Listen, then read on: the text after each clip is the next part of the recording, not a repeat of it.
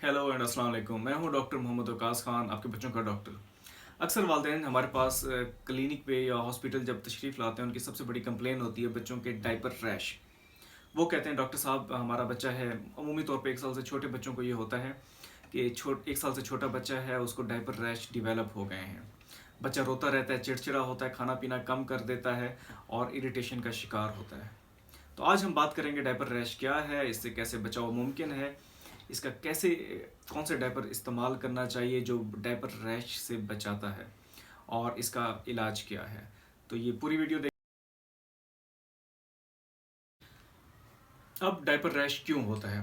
जो इसकी मेन वजह ये है कि जब हम डिस्पोजेबल डायपर्स बच्चे को लगाते हैं और बच्चा पिशी या पॉटी करता है, तो वो जो पानी है, नमी है, उसको तो डायपर जो है वो एब्जॉर्ब कर लेता है, लेकिन जो पॉटी या पिशी का जो केमिकल्स होते हैं वो वहाँ पे मौजूद रहते हैं।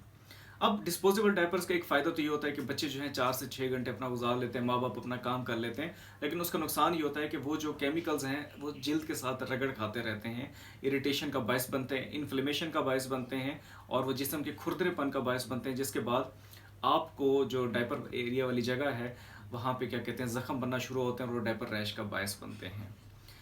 और इसकी जो दूसरी सबसे बड़ी वजह है वो ये है कि टाइट डायपर्स का इस्तेमाल। टाइट डायपर्स इस्तेमाल करने से ये होता है जो डिस्पोजेबल डायपर्स हैं मोस्टली टाइट होते हैं और उनमें हवा का गुजर नहीं होता।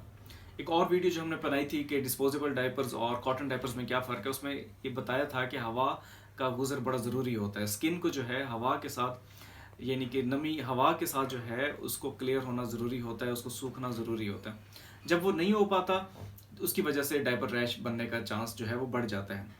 उसके अलावा छोटे बच्चे होते हैं, लूज मोशंस वगैरह जब बच्चे को लग रहे होते हैं, वो भी केमिकल्स रिलीज हो रहे होते हैं, बार बार पीछे पोटी हो रही होती है और वालदैन डिस्पोजेबल डायपर यूज़ करने के बाद डायपर को फौरी चेंज नहीं करते, जिसकी वजह से वो इरिटेशन और बाद में डायपर रैश का बायस बनता है। उसके अलावा जो सबसे बड़ी वजह है कि डिस्पोजेबल डायपर्स जो है बड़ी देर तक बच्चे पहन ही रखते हैं, जिसकी वजह से वो सारी इरिटेशन, इन्फ्लेमेशन, स्किन के छिल जाना और वो डायपर रैश का बायस बनता है। और क्योंकि ये थोड़े से कॉस्टली होते हैं, आजकल जो महंगाई का दौर है, वालदैन कोशिश करते हैं दिन में 2 से 3 डायपर इस्तेमाल करें।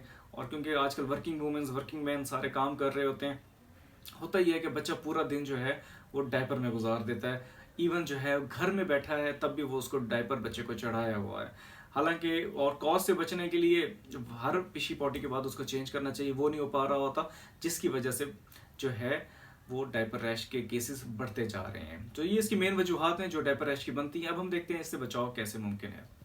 इसका बचाव का सबसे आसान तरीका है डिस्पोजेबल डायपर का कम इस्तेमाल करें। कॉटन डायपर्स या जो घर में बनाए जाते हैं डायपर्स, उनका इस्तेमाल ज़्यादा से ज़्यादा किया जाए। उसका एक सबसे बड़ा फ़ायदा ये है कि जैसे ही बच्चा पिशी या पॉटी करता है वो चिड़चिड़ा होता है और फौरी वो उसको चेंज कर लिया जाता है।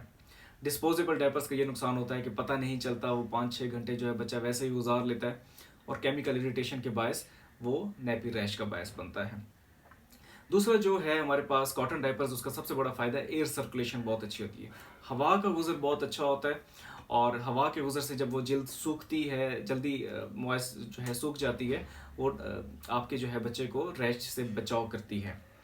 और सबसे बड़ा ये एक तीसरा सबसे बड़ा फ़ायदा जो है वो आपको पता है कॉस्ट इफेक्टिव है, आप उसको दोबारा धो के इस्तेमाल कर सकते हैं, जबकि डिस्पोजेबल डायपर्स को दोबारा इस्तेमाल नहीं किया जा सकता।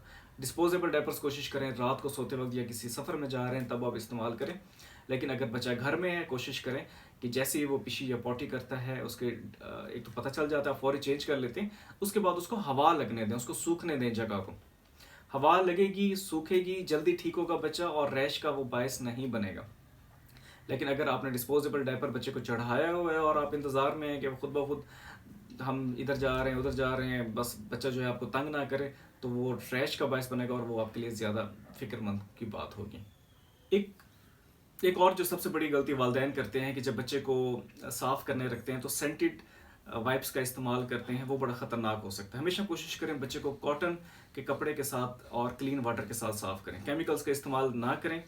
और उसके बाद अगर बच्चे ने पिशी पॉटी कर ली और आपने डायपर चेंज किया तो उसके बाद कुछ देर उसको हवा लाजमी लगने दें। बार बार इसलिए मैं ज़ोर दे रहा हूँ क्योंकि डायपर जब एक बार खुदा ना खास्ता नैपी रैश डिवेलप हो जाता है वो बच्चे की जिल्द को उखाड़ के रख देता है और बड़ा ख़तरनाक होता है। उसके अलावा आप ये करें कि जो है जब बच्चे की जिल्द सूख जाती है हवा लगने से, बैरियर क्रीम्स का इस्तेमाल करें, पेट्रोलियम जेली वगैरह, وہ لگائیں. اس کے بعد جو ہے کچھ دیر بعد آپ دوبارہ جو ہے کپڑے کی یا کاٹن نیپی دوبارہ استعمال کر سکتے ہیں. تو ٹیک اوے میسج یہ، ہاں اگر وہ ریش ڈیولپ ہوگی یا پھر کچھ پرسکرائبڈ کریمز ہوتی ہیں جس میں زنک آکسائڈ ہوتا ہے، آپ اپنے قریبی ڈاکٹر سے کہہ کے بیریئر کریم کے ساتھ وہ بھی استعمال کر سکتے ہیں. اس سے یہ ہے کہ وہ ہیل ہونے میں جلدی مدد دیتا ہے. ٹیک اوے میسج یہ ہے کہ کوشش کریں کاٹن، گھر میں بچے کو کاٹن ڈائپرز استعمال کریں، کپڑے کے ڈائپرز استعمال کریں، اور جب بچہ جیسی ہوتا ہے اس کو ہوا لگنے دیں. اور اگر بچہ سو رہا ہے رات کو، ہاں تب آپ ڈسپوزیبل ڈائپرز، یا کسی سفر میں جا رہے ہیں وہاں پہ آپ ڈسپوزیبل ڈائپرز کا استعمال کر سکتے ہیں.